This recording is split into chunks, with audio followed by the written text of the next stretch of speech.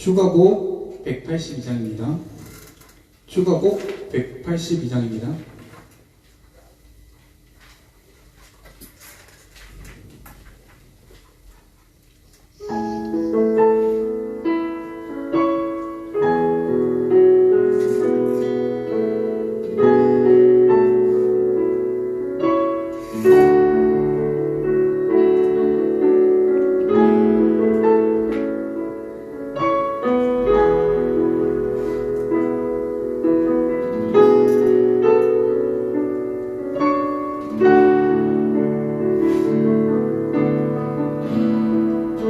저 해가 닿으려 모두 빛을 잃고 세상에 구원자 누이셨네.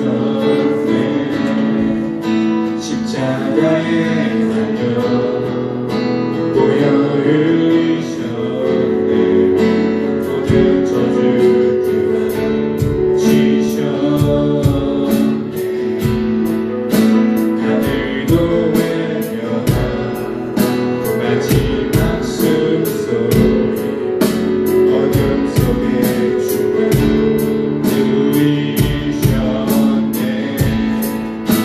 무덤 속에 젖은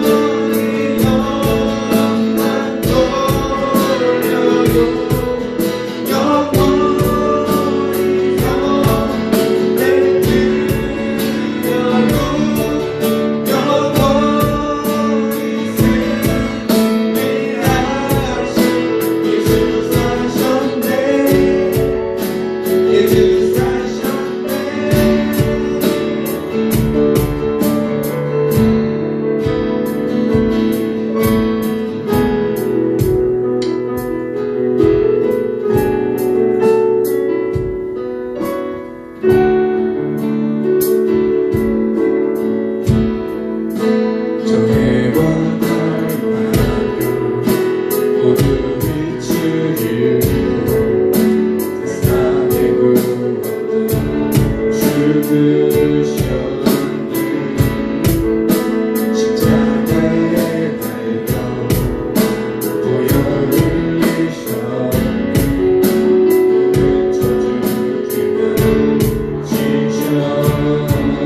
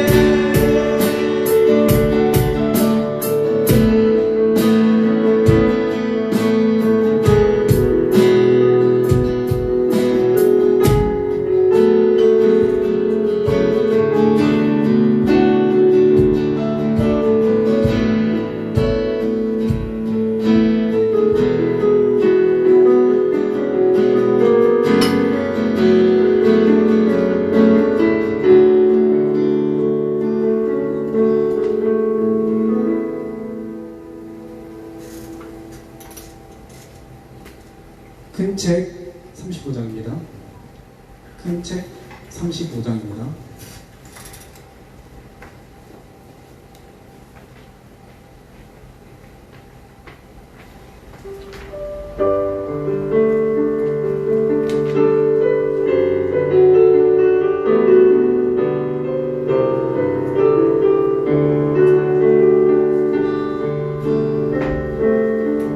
내가 주인 삶은 모든 것 내려놓고 내 주 대신 주 앞에 나가 내가 사랑했던 모든 것 내려놓고 주님만 사랑해 내가 주인 삼은 모든 것 내려놓고 내 주 대신 주 앞에 나가 내가 사랑했던 모든 것 내려놓고 주님만 사랑해 주 사랑 거친 풍랑에도 큰 바다처럼 나를 잠잠케 해 주 사랑 내 영혼의 반석 그 사랑 위에 서리 내가 주인 삼은 모든 것 내려놓고 내 주 대신 주 앞에 나가 내가 사랑했던 모든 것 내려놓고 주님만 사랑해 내가 주인 삼은 모든 것 내려놓고 내 주 대신 주 앞에 나가 내가 사랑했던 모든 것 내려놓고 주님만 사랑해 주 사랑 거친 풍랑에도 깊은 바다처럼 나를 잠잠케 해주 사랑 내 영혼의 반석 그 사랑 위에 서리자 주 사랑 거친 풍랑에도 큰 바다처럼 나를 잠잠케 해주 사랑 내 영혼의 반석 그 사랑 위에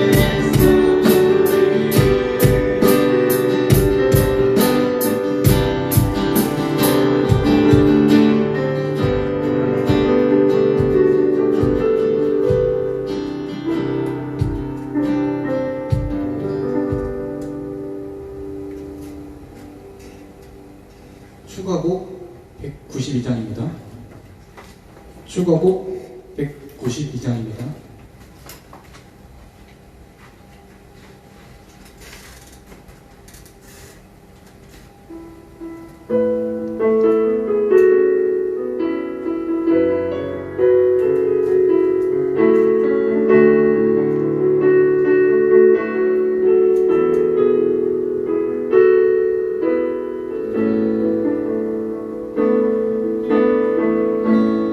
왼쪽에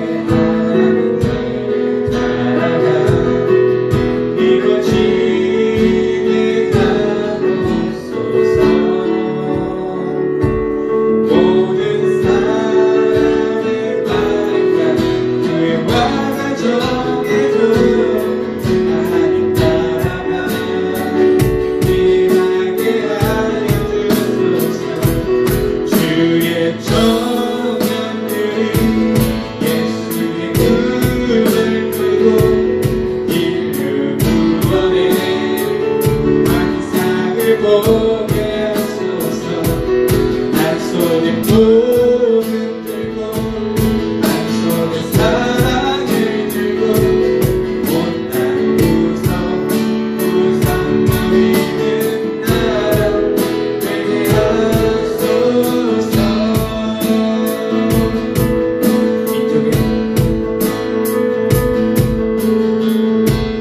민족의 다스림받아 이 모든 그리스도를 신고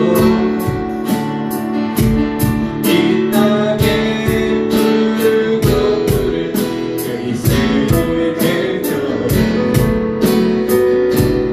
보게 하소서.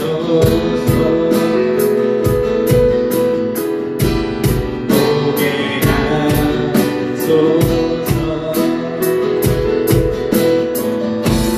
이 땅에 하나님의 나라가 이루어지게 하옵소서.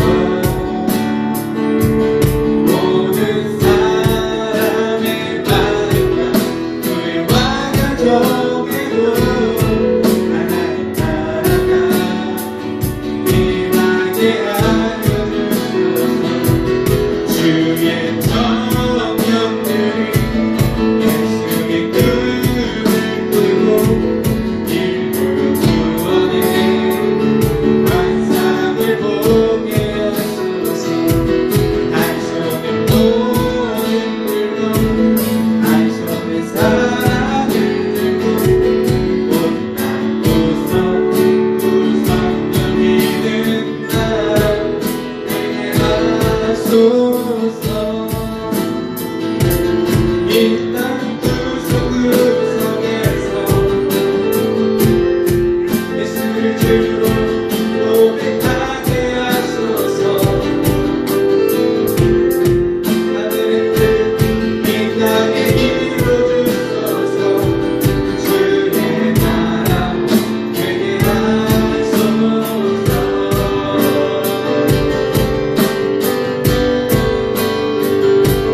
주의 청년들이 예수의 꿈을 꾸고 인류 구원의 환상을 보게 하소서.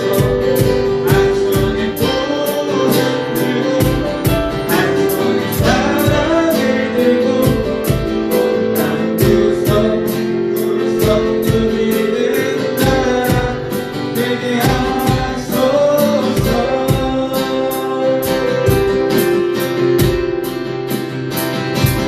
주의 청년들이 예수의 꿈을 꾸고 인류 구원의 환상을 보게 하소서. 한 손에 돈을 들고 한 손에 사랑을 들고 못난 구석 누리는 나라 되게 하소서.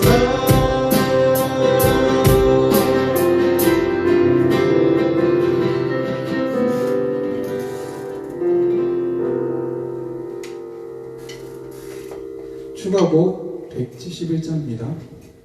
추가곡 171장입니다.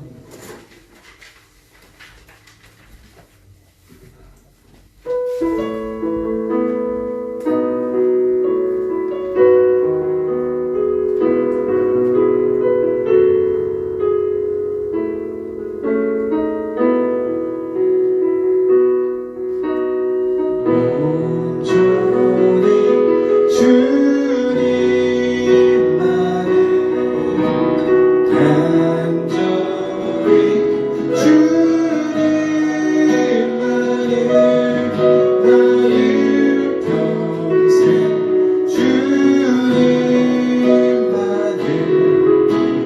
주님만 사랑합니다. 주님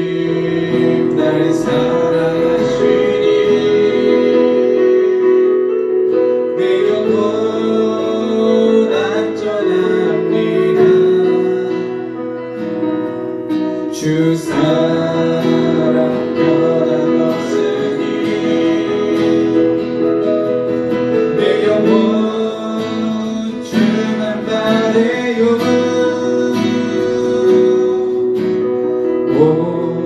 온전히 주님 알기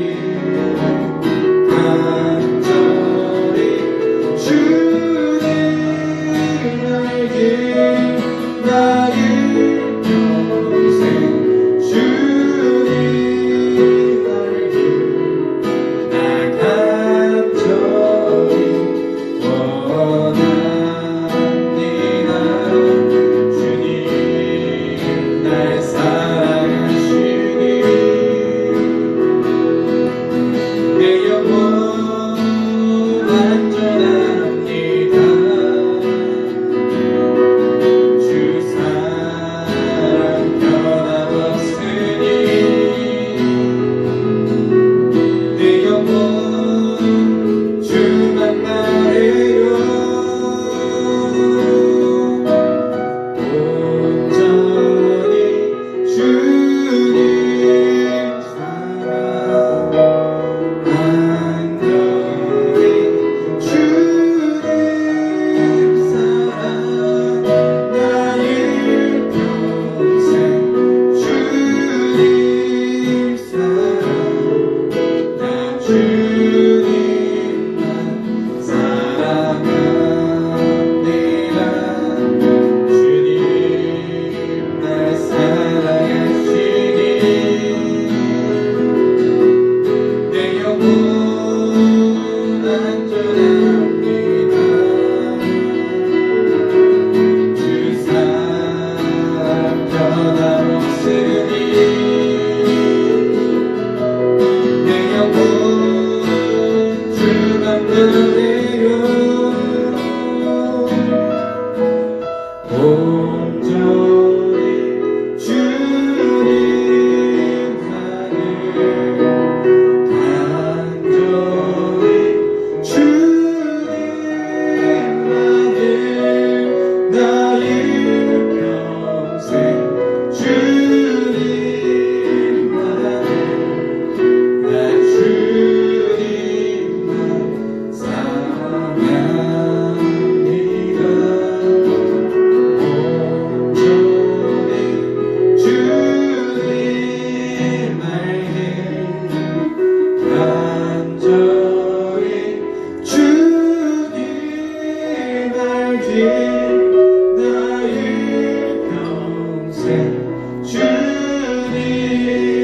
알기 나 완전히 원합니다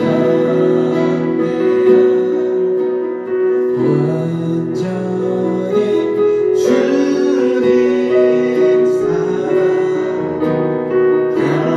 간절히 주님 사랑 나의 평생 주님 사랑 나 주님만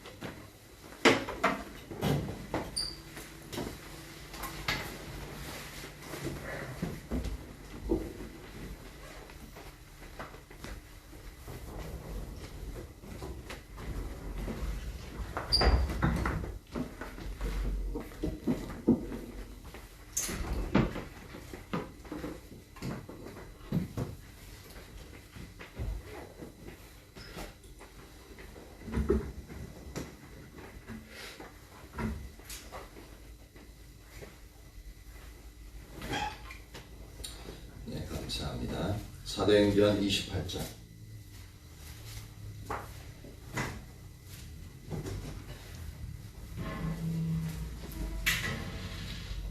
사도행전 28장.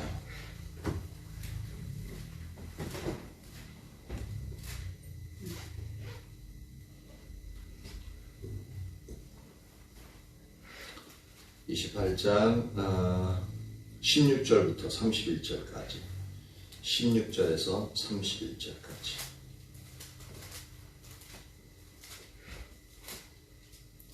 사도행전 28장 16절에서 31절까지 교독하도록 하겠습니다. 우리가 로마에 들어가니 바울에게는 자기를 지키는 한 군인과 함께 따로 있게 허락하더라.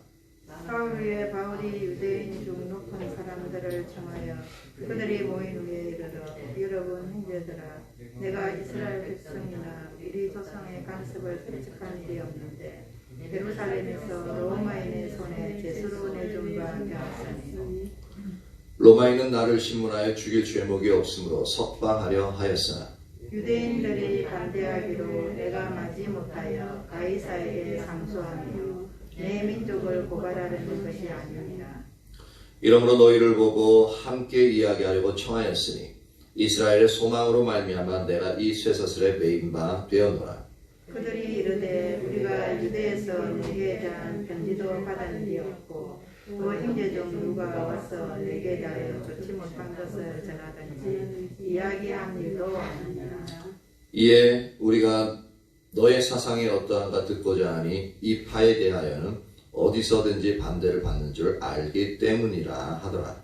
그들이 날짜를 정하고 그가 유숙하는 집에 많이 바울이 아침부터 저녁까지 강론하여 하나님의 나라를 정언하고 모세의 율법과 선지자의 말을 가지고 예수에 대하여 권하더라. 이 말을 믿는 사람도 있고 믿지 아니하는 사람도 있어. 서로 맞지 아니하여 흩어질 때에 바울이 한 말로 이르되 성령이 선지자 이사야를 통하여 너희 조상들에게 말씀하신 것이 옳도다. 일러스되 이 백성에게 가서 말하기를 너희가 듣기는 들어도 도무지 깨닫지 못하며 보기는 보아도 도무지 알지 못하는도다. 이 백성들의 마음이 우둔하여져서 그 귀로는 둔하게 듣고 그 눈은 감았으니 이는 눈으로 보고 귀로 듣고 마음으로 깨달아 돌아오면 내게 고쳐줄까 하니라 하였으니 그런즉 하나님의 이 구원이 이방인에게로 보내어진 줄 알라. 그들은 그것을 들으리라 하더라. 바울이 온 이때 자기 셋집에 머물면서 자기에게 오는 사람을 다 영접하고 같이 읽습니다. 하나님의 나라를 전파하며 주 예수 그리스도에 관한 모든 것을 담대하게 거침없이 가르치더라. 아멘. 이제 사도행전의 마지막 대단원을 내리는 시간입니다. 사도 바울이 이제 로마로 이제 압송되어졌죠.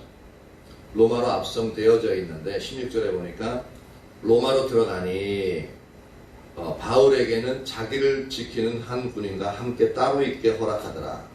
그러니까 죄수의 신분으로서 압송되어진 건 맞아요. 근데 죄수의 신분인데 죄가 없어요. 희한하죠? 죄수의 신분으로서 분명히 잡혀왔는데 죄가 없어요.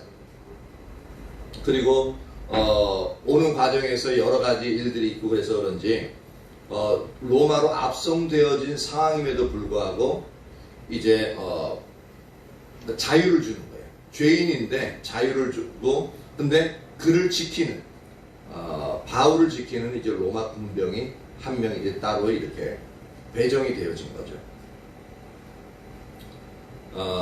그러면서 따로 있게 허락하였더라. 이게 나중에 보면 이제 30절 보면 바울이 온 이태를 그러니까 2년 동안이죠. 2년 동안 자기 셋집에 머물면서 라는 표현을 써요.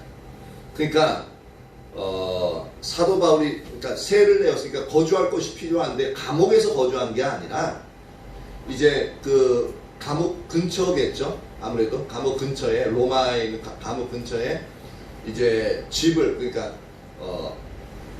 세내 가지고 거기서 거주했던 것을 볼 수가 있습니다. 그러니까 죄가 없으니까 일단 그렇게 했던 부분이고, 근데 죄가 없지만 가이사에게 상소하니까 이제 일단 죄인의 신분으로서 죄수의 신분으로서는 이제 있는 부분입니다. 근데 이제 그렇게 자유롭게 있으면서 바울은 거기서도 자신이 복음 전하는 것을 늦추지 않는 것을 볼 수 있죠. 17절 사흘 후에 바울이 유대인 중 높은 사람들을 청하여 그들이 모인 후에 이르되 여러분 형제들아 내가 이스라엘 백성이나 우리 조상의 반석을 배척한 일이 없는데 예루살렘에서 로마인의 손에 죄수로 내준 바 되었으니. 그러니까 로마에 도착한 지 3일 만에, 그러니까 죄수로서 해서 따로 이제 혼자 이제 지낼 수 있도록 딱 허락이 되어지니까 3일 동안에 이제 어떤 일을 하냐면 이제 거기 로마에도 유대인들이 있는데 유대인들 중에서 또 이제 높은 신분을 가지고 있는 사람들 다 초청하는 거예요. 다 초청해가지고 이제 자신에 대한 변호를 하면서 이제 자신이 믿는 예수님에 대해서, 메시아에 대해서 이제 증거하는 부분을 볼 수가 있습니다. 그래서 자신이 이 로마에까지 오게 되어진 그 과정을 이제 이유를 갖다가 과정을 설명하고 있죠. 그래서 이스라엘 백성으로 인해서 붙잡혀 왔는데, 근데 내가 조상의 관습을 배척한 일이 없고 말씀을 어긴 적이 없는데 내가 붙잡혀 왔다. 죄수로 붙잡혀 왔다. 그래서 18절에 로마인은 나를 신문하여 죽일 죄목이 없으므로 석방하려 하였으나. 그러니까 로마인은 이제 바울을 석방하려 하였지만 유대인들이 반대했기 때문에 내가 마지못해서 가이사에게 상수하며 내 민족을 고발하는 것이 아니니라. 그래서 자신이 왜 여기에 있는지를 이제 설명을 했죠. 그러면서 그 자신이 붙잡힐 수밖에 없었던 하나의 죄목이라면 죄목이 될 수 있는 그 원인을 이제 얘기합니다. 그러면서 이것 때문에 붙잡혀 있는데, 근데 이것이 결국은 가장 먼저는 뭐냐면 이것이 예수님을 증거하는 하나의 시발점으로서 이 부분을 이제 삼고 있는데요. 20절 이러므로 너희를 보고 함께 이야기하려고 청하였으니 이스라엘의 소망으로 말미암아 내가 이 쇠사슬에 매인 바 되었노라 라고 말하고 있습니다.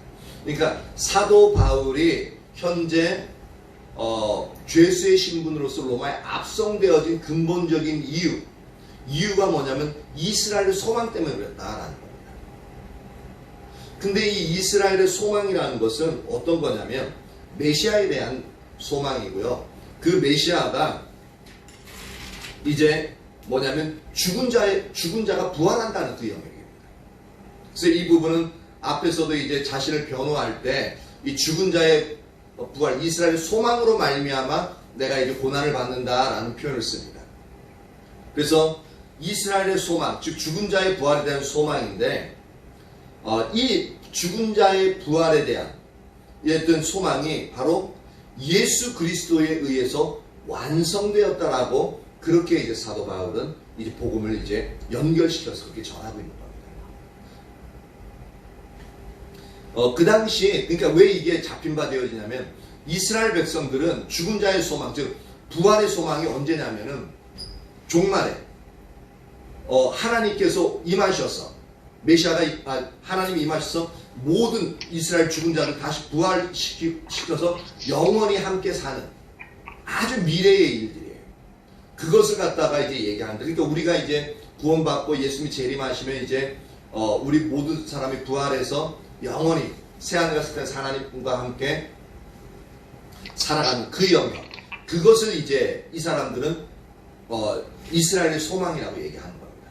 근데 사도 바울은 그뿐만 아니라 지금, 그래서 지금 이 시간, 지금 바로 이때에 이제 이 부활의 소망이 이루어졌다라는 그 영역을 가지게 이제 선포하게 되어집니다. 이 부활의 소망은 메시아를 통해서 되어지는 거거든요.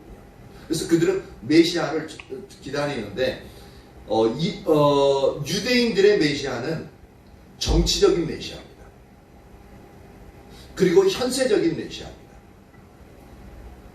정치적인 메시아라는 건 뭐냐면 다윗과 같이 왕으로 한 사람이 일어나서 이스라엘에 와서 어떻게 되냐면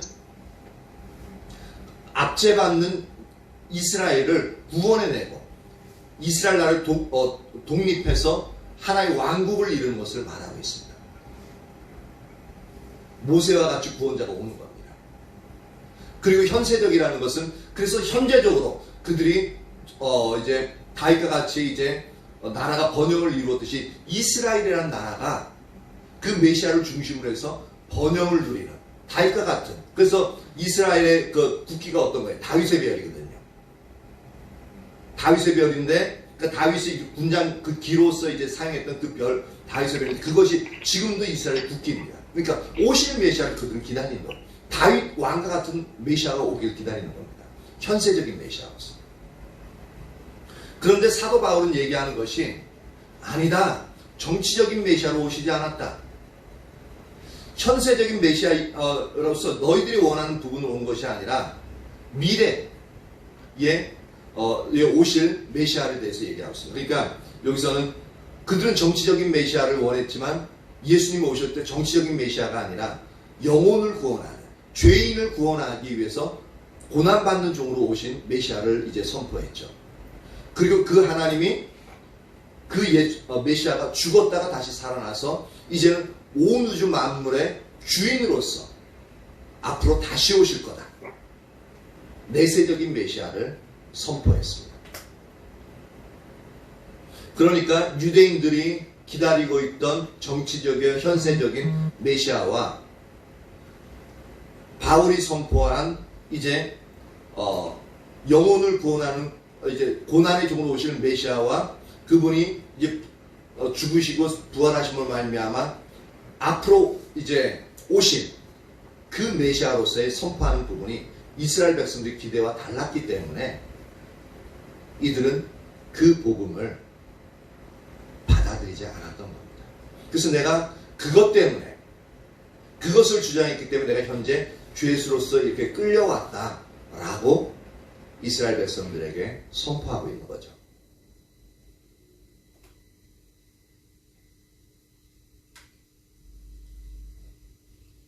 그러면서 21절에 보니까 그들이 이르되 우리가 유대에서 내게 대한 편지도 받은 일이 없고 또 형제 중 누가 와서 내게 대하여 좋지 못한 것을 전하든지 이야기한 일도 없느니라.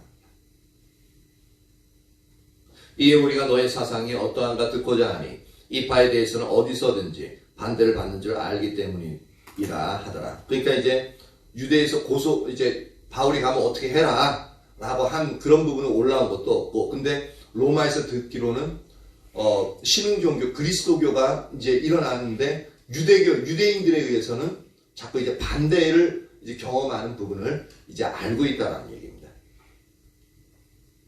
그래서 그들이 날짜를 정하고 그가 유숙하는 집에 많이 오니 바울이 아침부터 저녁까지 강론하여 하나님의 나라를 증언하고 모세의 율법과 선지자의 말을 가지고 예수에 대하여 권하더라. 그러니까 이 이스라엘의 소망에 대해서 얘기해서 현세적이고 이게 정치적인 메시아는 아니었지만 메시아가 이제 우리가 종말론적인 부활이 아니라 그 종말론적인 부활도 있겠지만 현재적으로 우리가 기다렸던, 그러니까 그들이 기다렸던 메시아가 오셔서 모든 죄를 사하시고 십자가의 죽으심 말며 우리의 모든 죄를 사하시고 다시 부활하심으로 다시 오실 메시아가 되었다라는 모든 만물의 주인이 되셨다는 그 영역들을 이제 선포하면서 그 하나님 나라에 대해서 더 자세하게 풀어서 이제 그들에게 증언하는 거죠. 그러면서 이 예수님에 대해서 증언하고 있는 겁니다.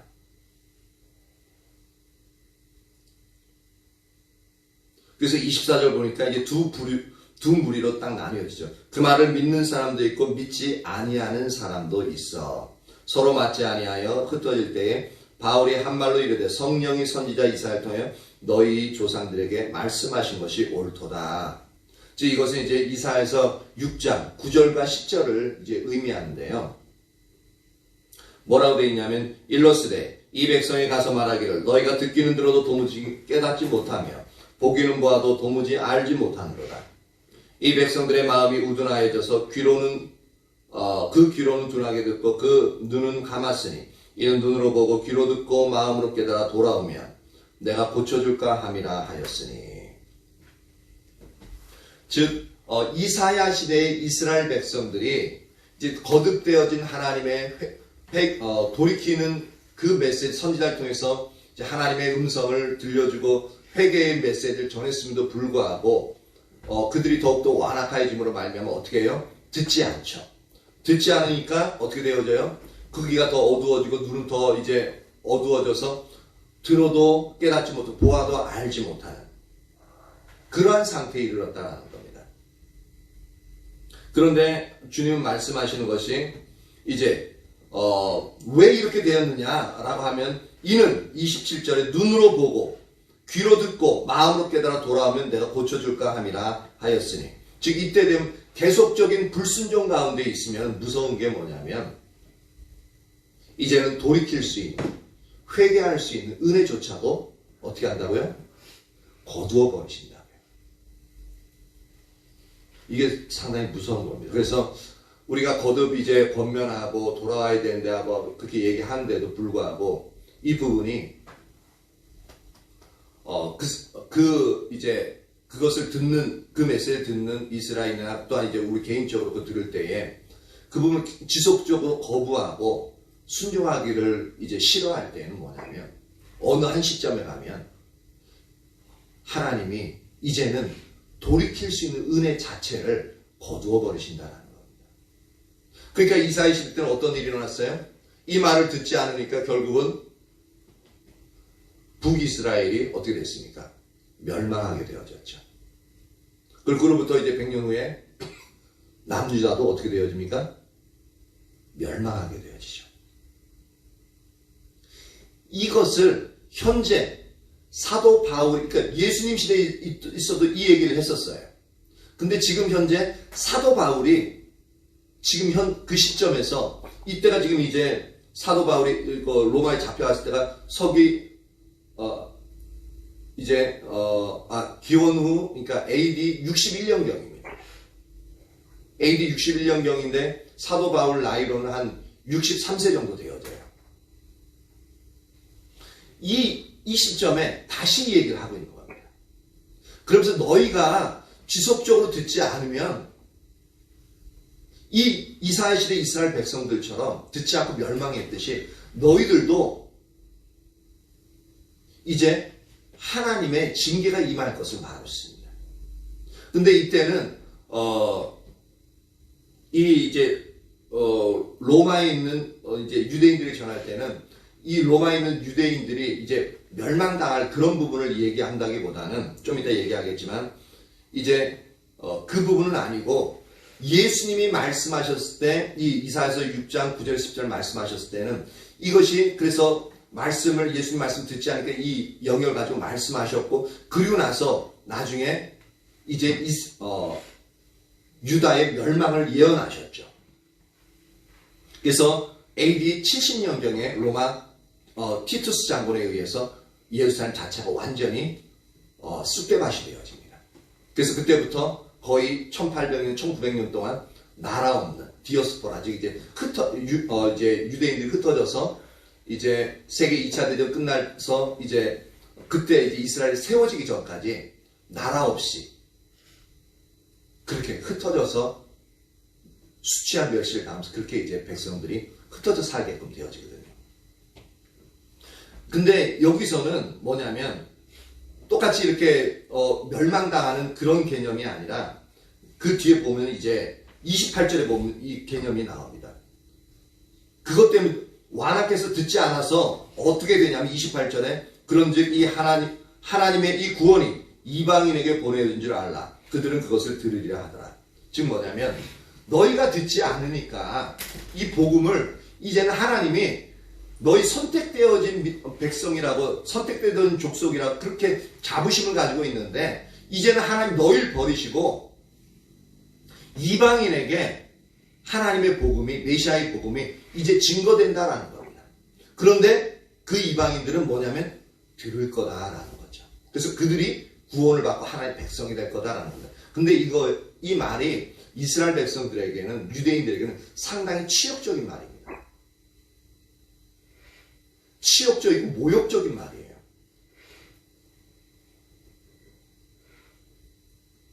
그러니까 29절은 없음이라고 되어져 있는데 다른 사본에는 이렇게 되어져 있습니다. 이것들을 말할 때에 유대인들이 서로 많이 논쟁하면서 떠나갔다. 어떤 사람은 이제 믿는 사람도 있고 안 믿는 사람도 있고 또 그렇게 얘기하니까 사도 바울과 상당한 심한 논쟁이 있었겠죠. 그러면서 이제 떠나가는 거예요.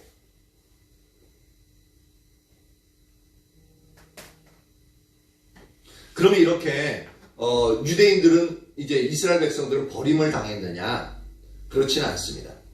로마서 11장 1절에서 12절 보면 이 영역을 다시 이제 설명하는 부분이 나오는데 그곳에서 보면은 이제 똑같이 이제 이 로마서 6장 9절 10절 이 말씀을 인용하면서 얘기하는 부분이 뭐냐면 너희가 듣지 않아서 이스라엘이 넘어진 바 되었다라고 얘기하고 있습니다. 그래서 넘어진 바 되었는데 그럼 완전히 멸망한 거냐? 그게 아니라 넘어져서 이제 이 복음이 이방인에게 갔는데 그래서 이방인이 풍성하게 되었다. 그러면은 유대인들이 넘어짐으로 말하면 이방인이 풍성하게 되었는데 하물며 유대인들이 풍성하게 되어지면 이방인들은 어떻게 했느냐라는 표현을 씁니다. 그러니까 결국은 유대인들이 믿지 아니함으로 말하면 복음이 이방인들에게 향했고 이방인들이 믿고 그 다음에 이제 끝날에는 이제 다시 유대인들이 구원을 받잖아요. 받아서 이제 유대인들 모두가 예수님을 믿게 되어지면 그때는 곧 그들이 충만케 되어지면 이제 세상 끝이 되어서 예수님 재림할 때가 되어서 이제 죽은 자들이 다시 살아나고 놀라운 하나님의 나라가 이제 온 우주적으로 이제 세워지는 그 영역이 일어나게끔 되어집니다. 그건 이제 나중에 이제 로마서에서 다시 한번 보기로 하고요. 그러면서 30절 바울이 온 이태 즉 2년 동안을 자기 셋집에 머물면서 자기에게 오는 사람을 다 영접하고 하나님 나라를 전파하며 주 예수 그리스도에 관한 모든 것을 담대하게 거침없이 가르치더라 라고 말하고 있습니다. 근데 이제 로마 법에는 이제 가이사에게 이제 항소해서 올라온 죄인들이 있으면은 황제 앞에 서는 거거든요. 죄인을. 그리고 또 고소하는 사람이 있겠죠. 그쵸? 그러면은 이것이 딱 이제 가이사에게 오면은 18개월. 그러니까 1년 6개월이죠. 18개월 안에 이 고소 절차가 이루어져야 됩니다. 그런데 로마법에 또 하나가 뭐냐면은 무고죄. 죄가 없음에도 불구하고 괴롭히기 위해서 이런 일들을 하게끔 되어지면은 그 고소한 자들 있잖아요.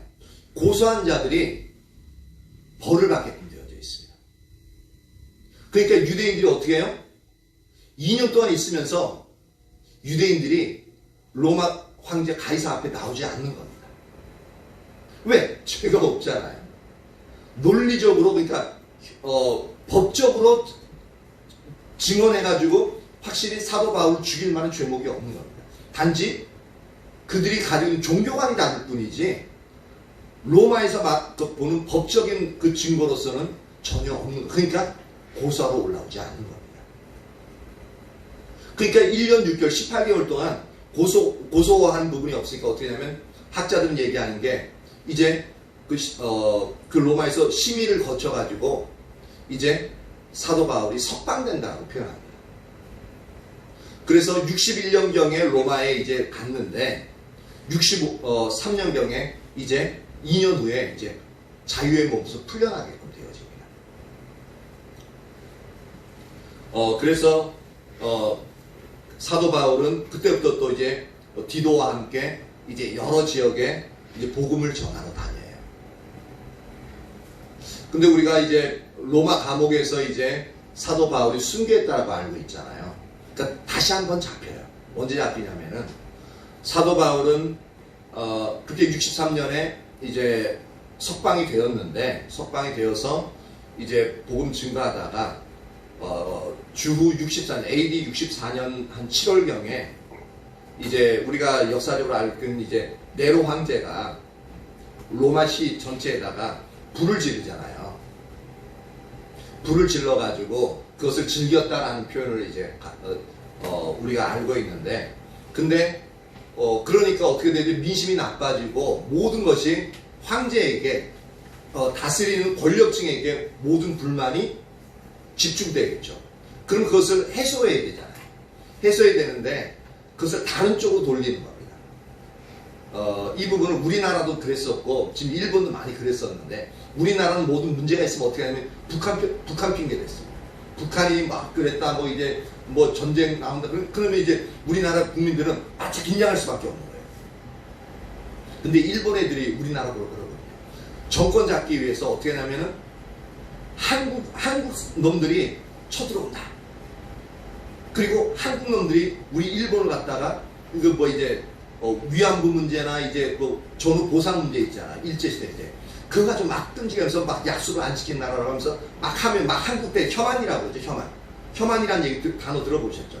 그렇게 한국을 갖다가 막 그렇게 때리면은 그 현재 정치권이 더 견고해지고 일본 국민들이 그 정치권의 말을 듣고 정치권에 불만이 있는데 그 불만은 이제 싹 가려지고 이제 그 한국에 대한 그 미움으로 이제 그 정권을 유지하게끔 되어지거든요. 그러니까 그게 정치적인 부분이에요. 그러니까 이 네로 황제가 그때 어떤 핑계를 대냐면은 어떤 원인을 잡냐면 이거 로마 시내에 불을 지는 것은 기독교인들이야. 기독교인들이 이 일을 했다. 너희들 다 기독교인들 죽여라. 그래서 로마 군인들 풀고요. 그 당시에 엄청난 기독교인에 대한 박해가 일어납니다. 그래서 많은 사람들이 붙잡혀가고 우리가 잘 알듯이 원형 경기장에 이제 잡혀가서 풀었는데 사자랑 함께 풀어놔가지고 어떻게 해요? 사자가 기독교인 그리스도인들을 잡아먹는 그 부분들을 보고서 로마 시민들은 즐겼다라고 하고 그리고 그 안에다가 이제 십자가 이제 세워놓고 사람들 다 매달아 놓습니다. 매달아 놓고 불 붙여 죽이거나 하여튼 여러 가지 엄청나게 끔찍한 일들을 그렇게 합니다. 그게 AD 64년 한 7월경에 그 일들이 일어납니다. 그 박해가 일어나죠. 그래서 엄청난 박해 그 이후로 한 250년 내지 240년간 엄청난 기독교에 대한 박해가 그렇게 일어납니다. 그래서 크리스찬들이 어떻게 했습니까? 카타콤 해가지고 그 로마시에서 피해가지고 동굴에 들어가가지고 구멍 파고 그 안에서 거의 250년간을 그들의 신앙을 지켰어요. 그래서 우리 뭐 베너나 이제 그 당시 로마 시대 때 이제 그리스도인들을 이제 칭하는 부분이 뭐냐면 이제 자기 그리스도인이라는 게 들통나면 죽잖아요. 그러니까 그리스도인은 말을 안 하고 이제 그 이제 뭐냐면 주는 그리스도의 살아계신 하나님의 아들이니라. 그 첫자가 뭐냐면 첫자를 다 따면은 물고기라는 단어가 나와요. 그래서 생선을 물고기 엮은 거 있죠. 굴비 엮듯이 그걸 들고 다닙니다. 그러면 그게 징표예요. 그걸 보고서 그리스도인 주는 그리스도의 살아계신 하나님의 아들입니다. 그 고백이 거기에 담겨 있기 때문에 그걸 보고서 이제 크리스찬인 것을 서로 알고 이제 교제를 했었거든요.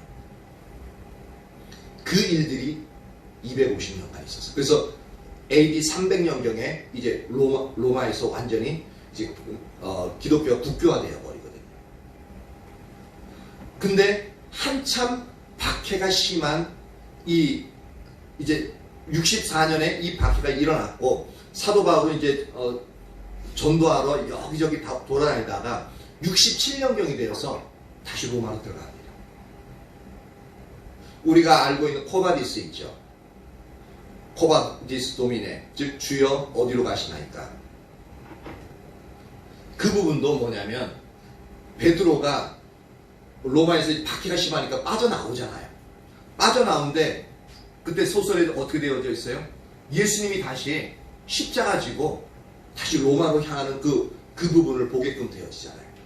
그래서 자기를 너무 이제 예수님 보고서 지나치니까 자기 아는 체 안 하고 지나치니까 주여 어디로 가시나이까 코바디스 도미네 라고 얘기하니까 어떻게 해요?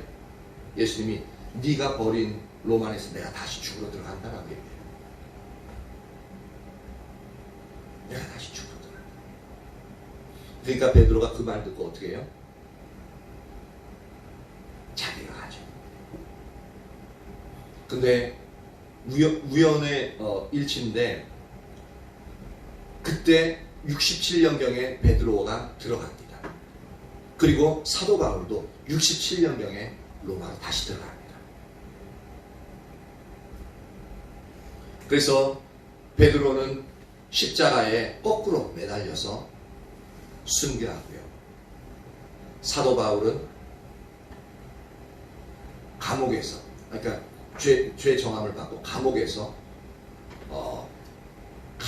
칼로 이제 목 쳐서 이제 순교하는, 이제 그러한 부분으로서 순교하게 되어집니다. 그러니까 AD 67년, 그러니까 한 8세, 7세 그 정도. 그때 이제 사도 바울이 생을 마감하게끔 되어집니다.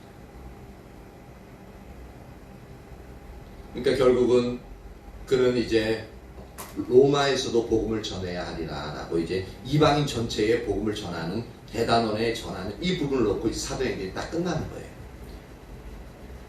끝나면서 이제 사도행전이 이제 딱 막을 내리는데,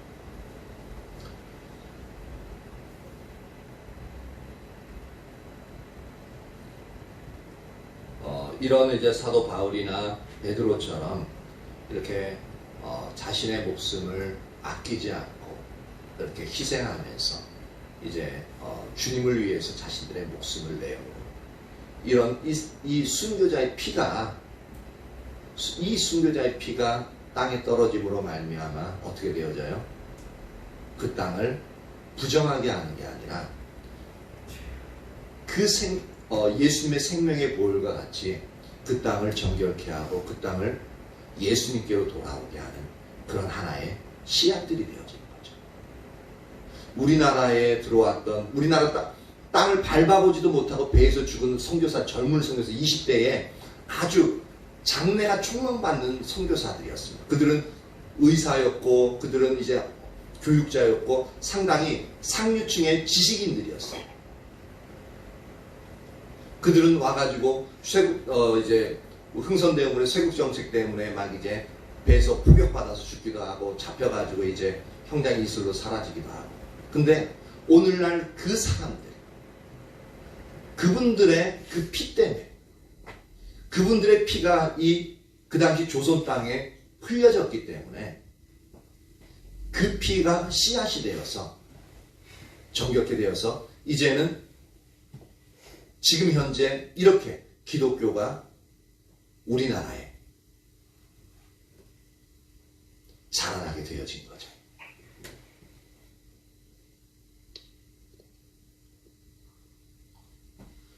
우리는 이제 그런 생각을 해요. 어떤 고난 없이 그냥 예수님 전하면은, 복음 전하는데 고난 없이 예수님 전하고 그러면 예수님 믿고 그러면 너무너무 좋을 것 같잖아요. 근데 그게요, 성경적으로 보니까 피 흘림이 없이는 죄사함이 없는데, 즉 복음을 전하는데 희생이 없이는 그러한 일들이 일어나지 않는 것을 볼 수가 있습니다. 그래서 우리가 복음을 전할 때 고난을 당하고 멸시를 당하고 또 그런 일에서 우리가 순환을 당하는데, 그것이 복음을 증거되어지는 부분에서 반드시 따라다니는 것임을 볼 수가 있습니다. 왜냐하면 예수님이 그것을 통해서 그 대가를 지불하면서 우리들을 피값으로 사셨죠. 마찬가지로 그러니까 복음이 그런 식으로 이제 전파되어지는 거예요. 복음을 전하는 이제 대가가 있어야 되는 겁니다. 그러니까 우리가 복음을 전할 때 그러니까 복음을 전하기 위해서 다른 사람을 섬길 때 내가 꼭 이렇게까지 해야 되나 라고 생각할 수 있고, 또 어떤 사람들은 그런 부분들을 이제 그리스도인들이 이제 섬기는 부분들을 이용해가지고 이용해 먹는 사람들도 있기도 있어요. 그런데 그렇다 할지라도 주의 복음 때문에 믿음의 선진들은 목숨까지도 아끼지 않고 내어놓으신 부분이고, 우리도 그런 부분들은 예수님 때문에 복음을 전하기 위해서 그런 부분들을 이제 능히 감당해야 될 영역들이 있는 것을 우리가 보고 알 수 있습니다. 그래서 우리 각자 이제 내 주위에 가장 가까운 사람들에게 복음을 전하기 위해서도 우리에게 희생이 전제되어져야 됩니다.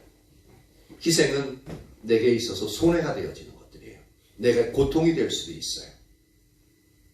그 사람으로부터 상처를 입고 무시와 멸시를 당할 수도 있고 이용당할 수도 있습니다. 그런 것을 감내해야 되는 거예요.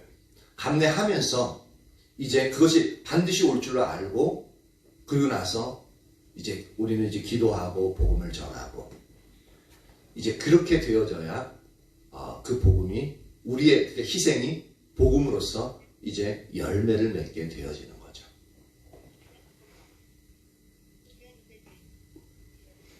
이것이 성경이 복음이 전파되어지는 하나의 이렇게 법칙으로 정해져 있기 때문에 우리는 이 법칙대로 하지 않으면은 하나님의 복음이 온전히 전해지지 않는 것을 볼 수가 있습니다. 그러니까 성경에 있는 하나님의 방식대로 전해지만 그 열매가 맺어지겠죠.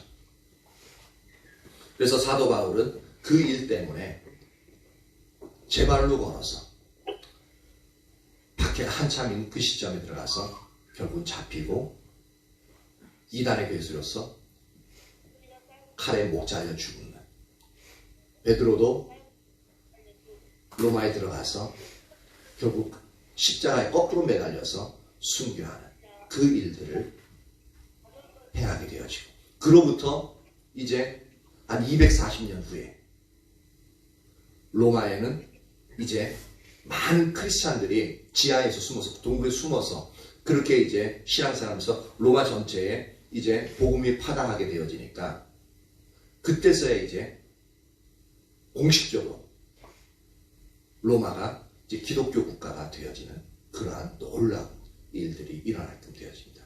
그래서 이 부분에 있어서 피 흘린 크리스찬들이 없었으면 절대로 이 일이 일어나지 않았다는 겁니다. 일제시대 때도 우리의 신앙들이 유지될 수 있었던 것이 뭐냐면 앞에 선 리더들, 근데 많은 경우에 리더들은 신사참배하면서 그 일본과 타협을 했거든요.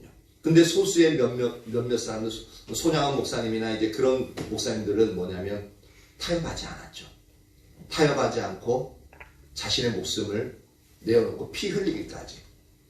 그 믿음을 지키기 위해서 그들은 이제 십자가를 홀로 지고 이제 앞으로 나아갔던 것을 볼 수 있습니다. 그래서 오늘날 우리가 신앙을 가지고 설 수 있는 그러한 초석을 마련하게 되어집니다. 조그만 우리 교회에 있어서도 희생하는 자가 필요한 겁니다. 교회가 더 잘 세워지기 위해서 예수님 믿는 우리들 중에서 교회 내에서도 희생하는 자, 그러니까 희생한다고 해서 헌신하는 자죠. 그런 영역이 필요하고요. 가정 내에서도 예수님으로 인해서 헌신하는 자가 필요하고요. 그리고 우리의 삶의 자리에 있어서도 직장이나 학교의 모든 부분에서 헌신하는, 희생하는 영역이 필요합니다. 근데 무조건 그러면 이제 좋아 내 예수님 믿으면 내 모든 걸 다 할게, 그런 영역은 아닙니다. 그래서 예수님이 제자들을 보낼 때 어떻게 했어요? 비둘기처럼 순결하고 뱀처럼 지혜로우라 라고 말하고 있습니다. 비둘기처럼 순결하라는 것은 죄에 대해서 순결하되 모든 부분을 선한 부분으로서 선하게 행하는 영역들이거든요. 섬기는 영역들이에요.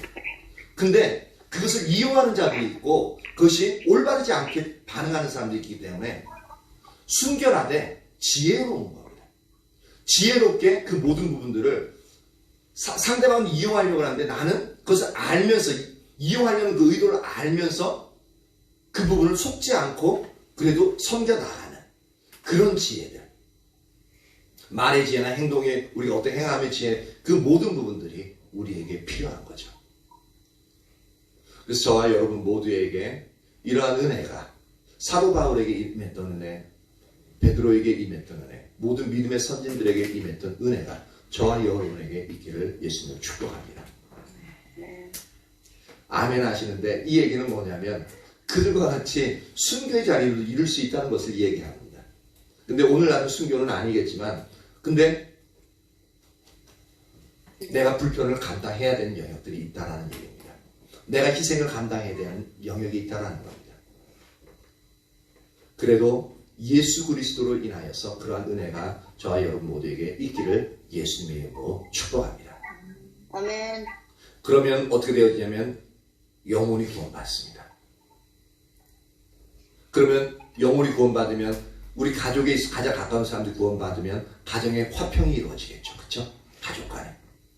진짜 주님 안에서 가정이 화목히 되어지고 주님 안에서 하나님이 말씀하신 것을 온 가족이 따라 나갈 수 있는, 그리고 내 삶의 자리에서 모든 사람들이 그렇게 따라 나갈 수 있는 그러한 은혜가 부어지게끔 되어집니다. 그러한 은혜가 저와 여러분 모두에게 있기를 예수님의 이름으로 축복합니다. 아멘. 아멘. 예, 나오세요. 찬양합니다.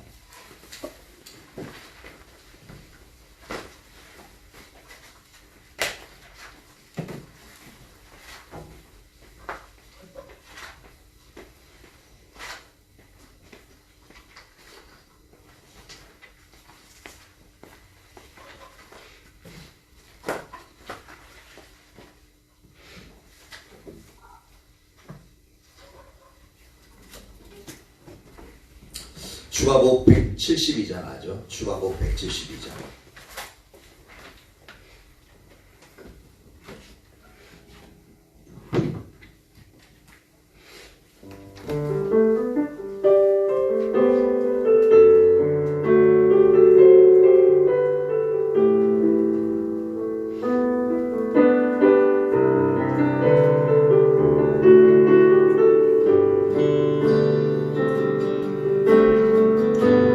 주님은 길과 진리 참 생명이 되시니 내 맘이 주님으로 만족해요.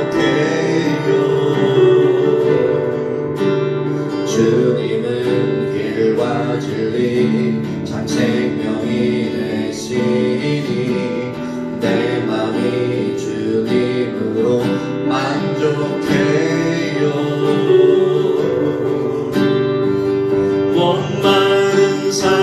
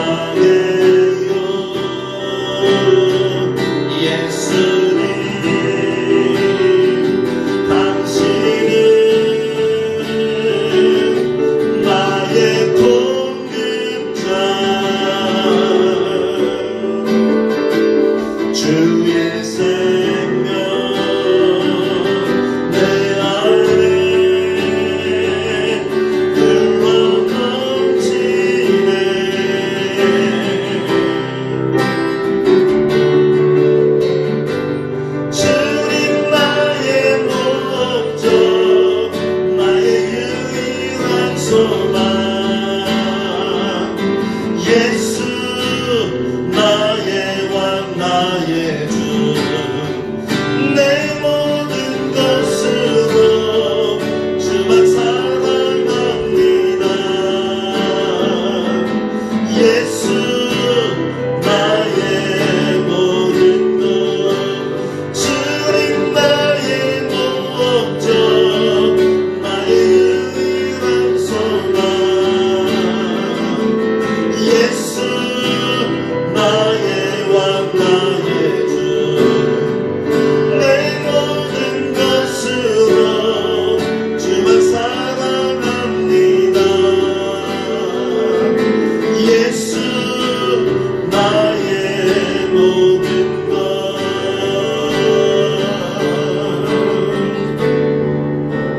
계속 찬양해 주시고요. 우리가 기도할 것은 주님이 목적이 되어졌길래 베드로도 사도 바울도 그 죽음의 자리에 일부러 걸어 들어갔습니다. 그래서 피를 흘렸죠.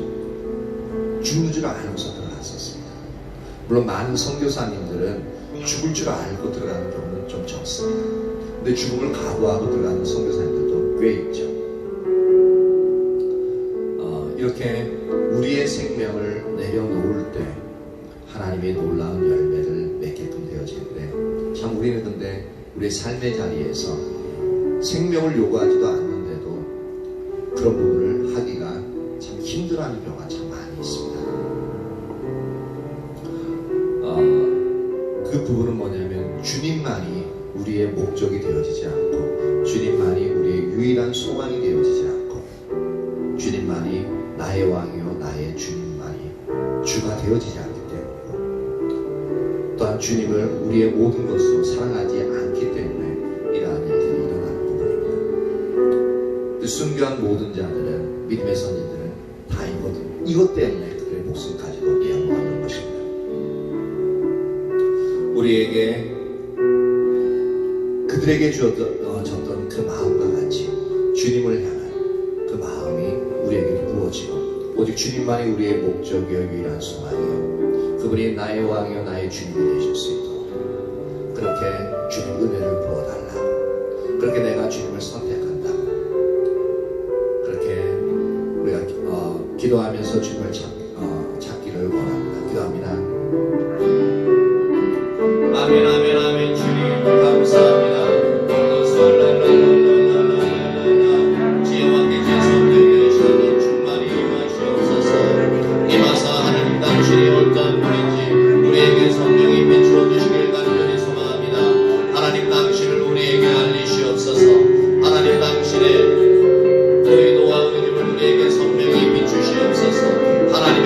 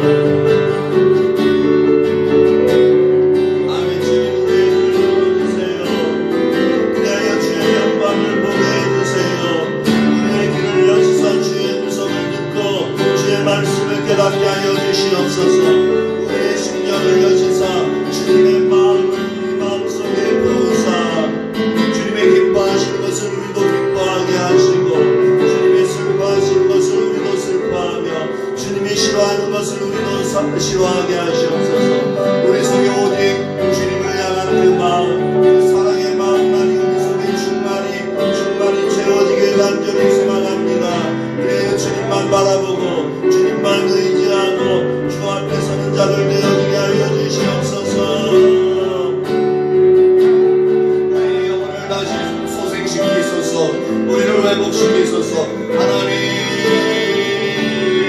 오직 주님만 사랑하며 주님만 바라보고 주 앞에 설 수 있는 그러한 은혜를 부어주십시오. 하나님이여, 하나님이여, 우리에게 그 은혜를 부어주세요. 우리 속에 그 마음을 부어주세요. 하나님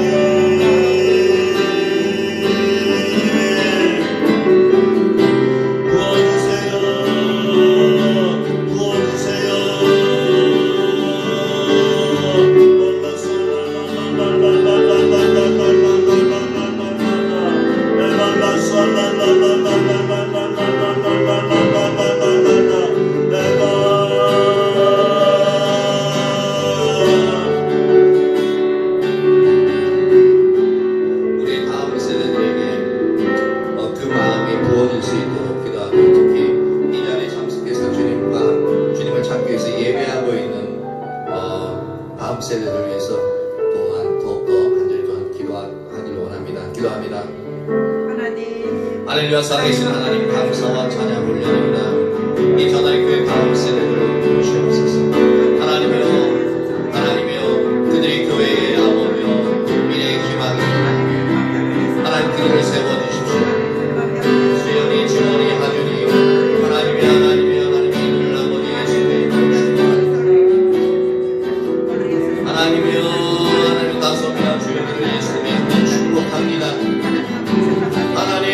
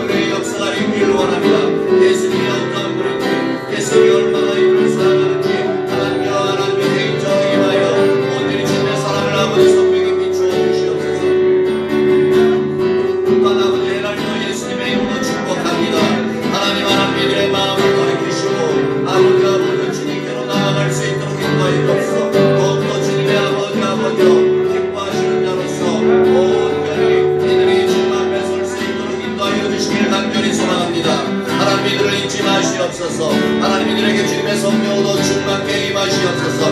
이들이 주님을 알고 주님을 사랑하며 주 앞에 설 수 있는 놀라운 은혜가 아버지 이들에게 임하길 간절히 소망합니다. 하나님, 주님의 성령에 임하시옵소서. 이들 각자 한 사람 한 사람을 아버지 찾아가사 이들을 개인적으로 만나 주십시오. 주님이 어떤 분인지 알려주시고, 이들에게 아버지여 주님이 원하시는 것들을 선명히 비추어 주시옵소서. 그래야 이들에게 있어서 하나님의 비전이 선명히 비춰지게 하시고, 그곳에 아버지들의 삶을 아버지 헌신하는 그러한 놀라운 은혜가 아버지들 가운데 있기를 간절히 소망합니다. 주님 임하시옵소서. 주님 임하시옵소서. 역사하시옵소서. 아멘, 아멘, 아멘, 아멘, 아멘, 아멘, 아멘, 아멘. 그래 이들이 아버지여 이 전하리 교회를 아버지여 이끌고 갈 수 있게 하시고, 이 전하리 교회의 아버지여 주님께 헌신함으로 말미암아 하나님이여 이 전하리 교회의 부흥을 이끄는 그러한 다음 세대가 되어질 수 있도록 아버지 이들을 인도하여 주시길 간절히 소망합니다. 하나님의 역사하시옵소서. 하나님의 역사하시옵소서. 하나님의 그 은혜를 부어주십시오. 하나님 그 은혜를 부어주십시오. 하나님 그 은혜를 부어주십시오. 아버지 일들을 이루기 위해서 우리 1세대 부모 세대들이 하나님의 주님 앞에 더욱더 견고히 서게 하시옵소서. 아버지 그 삶으로 복음을 보이며 주님 앞에 본을 보이는 아버지 그런 삶을 살아갈 수 있는 은혜를 부어주시길 간절히 소망합니다.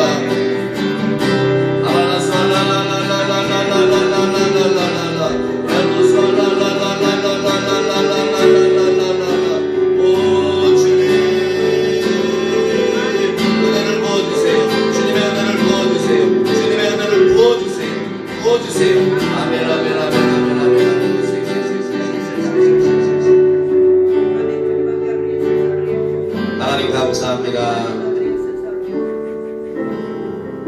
우리에게 주의를 허락하시고 주님을 찾을 수 있는 은혜를 부어주심을 인하여 감사와 찬양을 올려드립니다.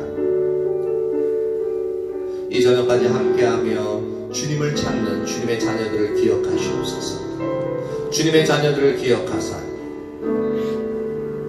그들의 심령 가운데 주님을 더욱더 알게 하시고 주님의 성령으로 충만케 하여 주시기를 소망합니다. 그래서 나머지 일주일간의 삶이 주님으로 인하여 승리하는 한 분 한 분 되어지기를 축복합니다. 돌아가는 발걸음들 주님 지켜주시고 또한 이 밤 쉴 때에 그들을 강건케 하시며 회복케 되어지는 놀라운